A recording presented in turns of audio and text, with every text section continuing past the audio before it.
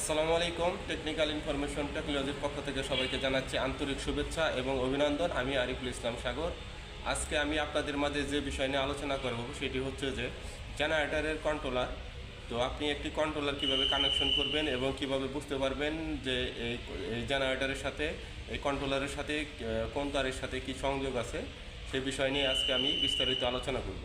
তো আপনারা নিজে নিজে ট্রাবল শুটিংগুলি নিজে নিজে সমাধান করতে পারবেন। আমার এই ভিডিওর সাথে থাকুন এবং এই ভিডিওটি আপনাদের জন্য অনেক হেল্পফুল একটি ভিডিও হবে।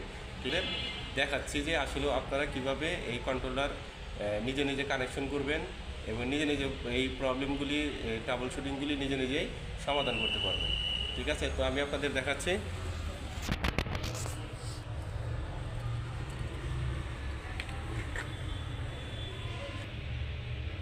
তো এটি হচ্ছে একটি জেনারেটরের একটি কন্ট্রোলার।